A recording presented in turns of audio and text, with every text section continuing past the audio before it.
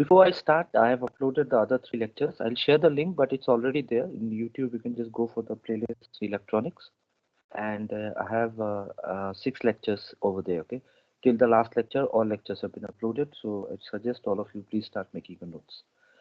So Schottky diode is based on the principle of Schottky junction. Okay, and we have anode on one side and cathode on the other side. Okay, and since Schottky starts with S, the symbol basically is you have a normal p-n junction diode, and then you just bend it in such a way so that it looks like an S. Okay, so that's how the symbol looks like. Okay, and what happens here usually is you have got one side you have got a metal, and on the other side you basically have a semiconductor, right? So if you consider a typical silicon semiconductor, you have got some typical values. Okay, so let's just like anyway we are reading it in a theoretical way, so we need to understand few things here. But before that, maybe we can just give a brief. Okay, named after German physicist. Okay,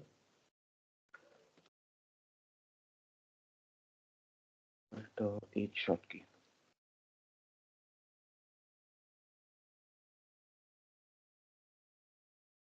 So that's why the name is Schottky diode. Okay, it's not doesn't have any scientific meaning, the word Schottky in itself. Okay, it is also known as hot carrier diode. Okay, so the carrier basically we are talking about is nothing but the charge carrier. Okay, we also call it as the hot carrier diode. Okay, and it's basically a semiconductor diode, we can say, because we do have a semiconductor there. Okay, so semiconductor diode, but it does have a very important property which separates it from a basic normal standard diode, and that's basically a low forward voltage drop. Low forward voltage drop. Okay, also has got a very fast switching action. Okay, very fast switching action. So what exactly do I mean by very fast switching action? You see, any kind of electronic device, if you are using, the on state and the off state should usually happen very fast. So if you have something on, as soon as you switch it off, it should go back to the original state, and as you switch it on again, it should start working. Okay, so it basically can act like a switch. Okay, an on off switch. Okay, and in that way we can say a Schottky junction has got a very fast switching action. So in general, what happens is if you have got any kind of circuit, let's say I will maybe I can just draw a resistive circuit. Okay, so if we have any kind of circuit like this, okay, and then let's say you are applying some kind of potential here. Okay, and let's say this is V, and then you have got a current I flowing through it. Okay, so as the current starts flowing, okay, you basically have a potential here as V. Okay, and this is R. But if you come on this end, the potential would be V minus IR, right? So that's the voltage drop that we are talking about. Okay, so whenever you have any kind of electronic component, you go from one end to the other end, there is always a voltage drop. A Schottky diode has the property that this voltage drop is a minimum. Okay, it's low, the voltage drop is low, as a result of which it can actually go back to its original state and can act as a switch, okay, very easily. Okay, so that's one of the biggest advantage. In fact, that is the reason that Schottky diode is mostly used. Okay, so that's important. So what happens is when current flows, okay, a small, sorry, I should type it. When current flows, so please note all these points. These points are important. Okay, a small voltage drop occurs across the terminal. Okay, and you understand now what I mean by across the terminal. Okay, voltage drop terminal. So what kind of diode do we use? We usually use a silicon diode. So a normal silicon diode, okay, it will basically have a voltage drop of, let's say, 0.6 to 1.7. Okay, but then if you use a Schottky diode, okay, so normal silicon diode is usually used in standard PN junction. Okay, but if you use a Schottky diode, okay, uh, I'll tell you what material the Schottky diode is made up of. Okay, so Schottky diode, we have the voltage drop of around 0.15 to 0.45 volts.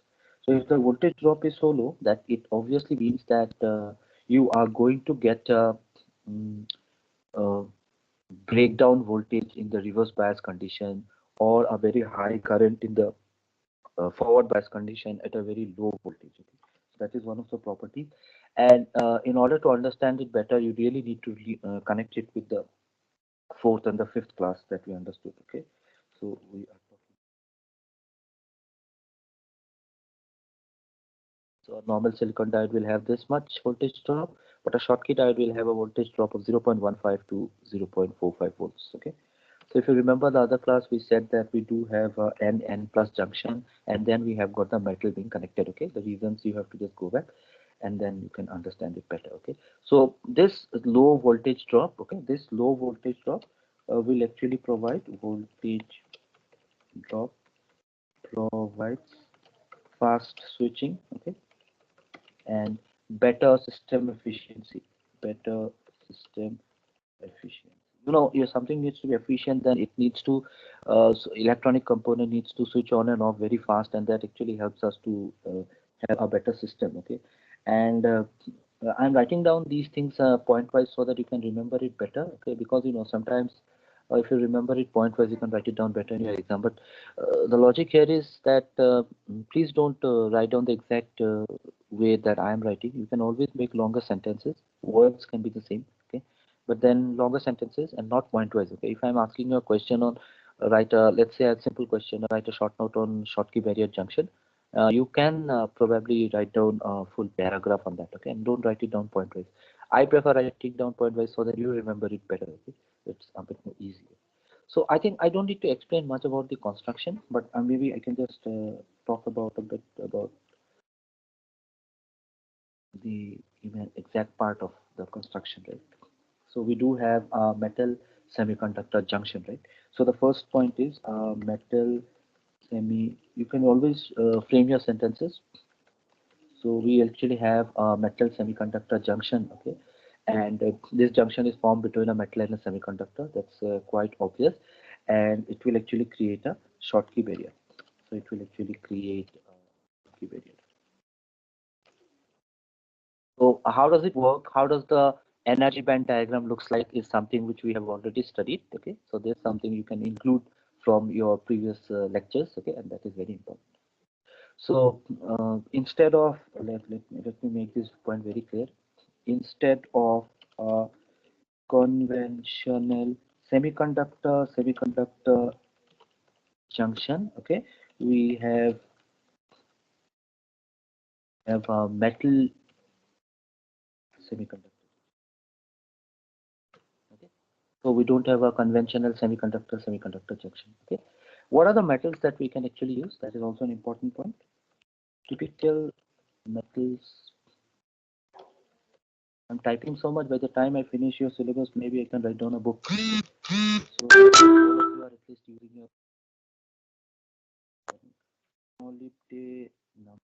I have a surprise for you at the end of the class. That typical metals used are molybdenum. You can use.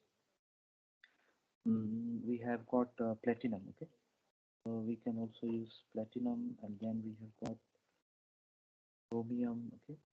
Or we can also use tungsten as a metal. Okay. And what will be the semiconductor like? Uh, Semiconductor, typically N-type silicon. Okay. So typically, so if you look into the conventional Schottky diode, we have got the silicon which is actually N-type. And if you remember, the energy band diagram that we have drawn was actually N-type silicon. Okay. So we'll just stick to that. Okay. So which one is anode and which one is cathode? That is also important. Okay. So we have got the metal side. Okay. It will basically be anode. Okay. And N-type semiconductor. So that's important. and because of which we actually have got a very fast switching, and the conventional PN semiconductor junction diode is different from that of a Schottky diode. Okay, so you have got this something like this.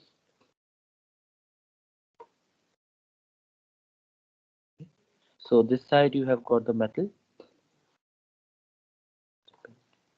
So this side you have got the metal. This side you have got the semiconductor. So N-type semiconductor, right? I'm just generalizing it. Metal can be different types, and semiconductor mostly is silicon, right? So the metal side, this side will be anode, and this side it will be the cathode. That is usually how it is constructed. Okay, so it's not very complicated if you just understand this. So what happens is, I think the working we already know. We basically have the electrons of N side having basically low energy level than that of the metal. Okay, once we actually apply the biasing, and because of which the electron can easily cross the junction. Okay, and it can actually overcome the Schottky barrier. So if you remember the other day, we did say that E5B is the Schottky barrier. So you have to study this part along with lecture 4 and 5 so that you understand everything together. So what I'd suggest is, if you're preparing it, you just go for the fourth and the fifth lecture, and then you can come back to this lecture so that you can understand it better, the working. Okay? So working I'm not going to explain because we have already studied that in our Schottky junction class. Okay, fourth and the fifth lecture. So those two lectures I've uploaded yesterday. Okay? So what happens is the electrons can cross the junction, and we basically call this junction as the Schottky barrier. So what happens in forward bias, the electrons in the N side will actually have enough energy to cross the junction barrier, and it will actually go into the metal with a very high energy. And because of this energy that it has, okay, it is basically nothing but the thermoionic electrons that we have. We basically call it as hot carrier. The energy is high, so it is basically called as a hot carrier. Okay, so this is the reason we call it as the hot carrier junction. Okay, one more thing, how does the IV characteristics look like? It is something like similar to a diode. Okay, something similar to diode, but maybe we can just differentiate it once. Okay, we basically, okay, so this might be a conventional diode. Okay, this might be the conventional diode, and we can just draw the Schottky hot carrier diode or Schottky diode. Here what happens is, it basically is having a lower voltage at which it operates. Okay, so it will operate at a lower voltage. Okay, so if someone asks you to just write down the difference, you probably need to do this. Okay, that is very important. Okay, so you can just write down here V. You can also write down, sometimes some books have also written this as VD. Okay, so diode voltage. Okay, so I can just write down I, or I can write down ID, no problem. Okay, then you can write down here milliamps, and then you can write down on this side microamps. Okay, so those leveling, I think it's already clear to you how exactly you're doing it. Okay, and then this is nothing but PN junction diode. Okay, so this is a PN junction diode. Okay, and then this is nothing but hot carrier diode. Okay, let me just write it down as hot carrier diode or Schottky diode, whichever you like. So hot carrier diode. Okay, so that is very important. So if you just read through this, it will be more clear. And if you remember the other day when we actually drawn the energy band diagram, we said that this Schottky diode is forward biased, and then we have the electron easily flowing from one end to the other end. But then if we are keeping it in a reverse bias condition, the energy level somehow dips. Okay, and then the tunneling effect comes into the picture. Okay, so if I have the diagram, I think that day we somehow it was saved. Okay, most of the time it did crash, but then let me just go back. I think, yeah, this is the diagram, right? So if you remember this, okay, we have the tunneling effect when it is reverse bias. Okay, but then when it is forward bias, okay, we have the tunneling effect when it was reverse bias. But then when it's forward bias, what happens is the energy level will be raised. Okay, as a result of which the electrons can easily flow from this end to this end. Okay, and as a result, we can actually get the carriers, and that is why it is called a hot carrier diode. Okay, so this diagram, I think you have to revise. Okay, that is important so that you can remember. Get back to this class. Okay, so this is important, and I think this is easy also. Okay, so I'll just write down few points about the recovery time. I think recovery time is very important, and we basically call it also name it as the reverse recovery time. Okay, if you connect it in reverse bias also, we do have a good recovery time. Okay, so the difference between short normal diode and uh, normal diode and a Schottky diode. Okay. Okay.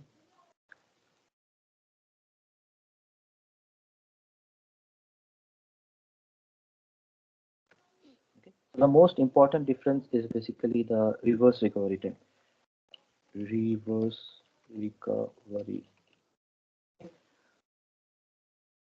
So we have got the differences, reverse recovery time. Okay, and reverse recovery time basically is like when it switches from the conducting to the non-conducting state. So as soon as you switch off the power supply, it should actually go from conducting to non-conducting state, right? So whenever you are talking about a normal switch, what does it mean? It means that you are switching it off and then the device does not work. Okay. So here also we are talking about this, the reverse recovery time. Okay. I'm not talking about reverse bias here. Okay. Please remember, this is the reverse recovery time that we are talking about. Okay. So this is important. So the reverse recovery time for let's say, okay, I'll just write down so many times reverse recovery time. So probably I'll just write down it as RRT. Don't use this symbol.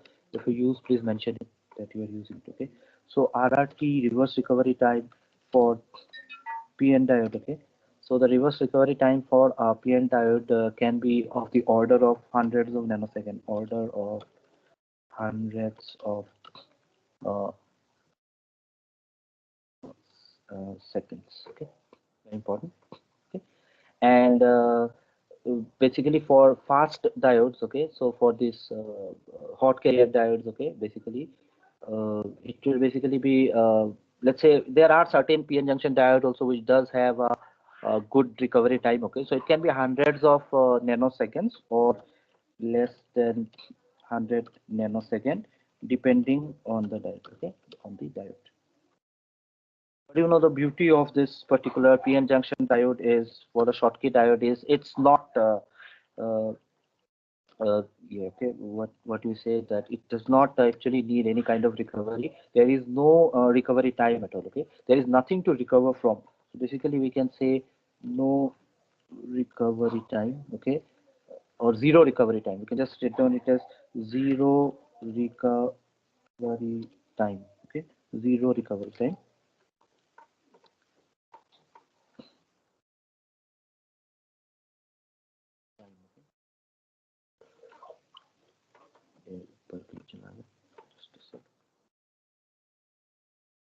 So nothing to recover from, nothing to recover from. And what is the reason? Because it has got a very thin depletion region, very thin, since I can just write on this, since it has a very thin depletion region. Okay, depletion.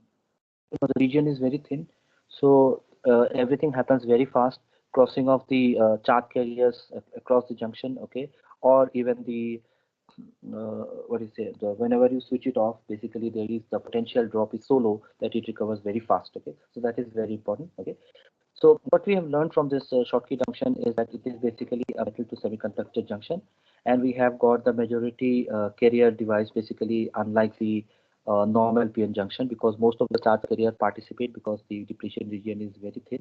It has got a very fast switching time. We also saw that most of the time it is nothing but the n-type silicon, which is used as a semiconductor. And for the metals, we do have the ops we have seen. Okay, so what happens is that it is basically operated in the frequency range of, okay, I think this, I think we can write down. It is operated in frequency range. So the frequency range that it can operate in is uh, megahertz to gigahertz range. Okay, gigahertz range. So you know, any kind of electronic device, if you are connecting it to an AC signal, there is definitely the role of frequency that is there. Okay, it's the operation of that particular device. So we have to also know what is the frequency range in which it works. Okay, it basically works in the range of megahertz to gigahertz. Okay, that's very important. But then, you know, it has got some limitations also, and I'll just tell this because what happens is in Schottky diode, they are basically working at a relatively low reverse voltage rating. So if you are actually increasing the voltage, the entire importance of using a Schottky diode gets lost. Okay, so reverse bias voltage basically for silicon metal Schottky diode, it will work typically up to 50 volt. Okay, 50 volt and below. Okay, not beyond that. So if there is a higher voltage, okay, there will basically always be a higher reverse leakage current, what we call. So there are different designs. Sometimes there are some Schottky diodes which works even at 200 volts, but typically it's around 50 volt that it works. Okay, so let's say imagine you are increasing the voltage and you're not talking about a 50 volt system. Okay, then the diode gets damaged at one point. Okay, and if you are having too much high of reverse operating voltage, it will be more or less the same as the previous case. Okay, so if you are having too much this reverse bias or forward bias voltage at which it works, then it will basically start working at this particular point. So the essence of having a very fast recovery time will be lost, because if you are having it working at a larger voltage, then the voltage drop will also be higher. So if you actually just want to use it as a switch, you basically cannot use it. Okay, so that becomes a bit difficult. Okay, so that's why it is used as a switch, and that is important. So what I will do is probably let's just write down the application. Maybe I will take one more page. Okay, so finally I'll just talk about the applications here. Okay, and what I suggest all of you is please go through the Schottky junction lecture that we had. Okay, so that you can understand how it works and you can relate it to that. Okay. So we can actually use it as voltage clamping. You know, if you want to control the voltage of certain devices, Schottky diode can also be used. Diode usually is a very good tool for controlling the voltage, just like a Zener diode. But then all of them have got different application depending on what is the configuration of the circuit for which I want to clamp the voltage. Okay, so that is there. And we can also use it for reverse current and discharge protection. So you know, certain devices discharges. Okay, for example, if you consider a capacitor, a standard capacitor, if you switch off the power supply, okay, and if there is a circuit which has got a capacitor connected to it, this capacitor will discharge the current. Okay, so if you want your circuit to be safe from that discharge current, because it is connected to the circuit, the capacitor, then you actually can connect a Schottky diode which does not allow that discharge current to flow through the circuit. Okay, it will basically stop and more or less act as a valve. Okay, and it can also be used as a rectifier. We already know that rectifier is something which is a normal PN junction diode is used in. Okay, but then this can also be used for using as a rectifier in high frequency circuit, because you know they actually operate in high frequency, as I told you, gigahertz to megahertz. Okay, so high frequency signal rectifier it can be used. Okay, so rectifier high frequency signal fire for, okay, high frequency. And then of course one of the most important application is as a switching device. So a normal on-off switch at your home, it doesn't matter much. Okay, but then if you are using a sophisticated setup, okay, high-end instruments and all, you need to control this switching very accurately, and that's why this Schottky diode can be used as a switching device in those kind of instruments. So this is what is all about Schottky diode. The lecture is short because we have already done a lot about it. Okay,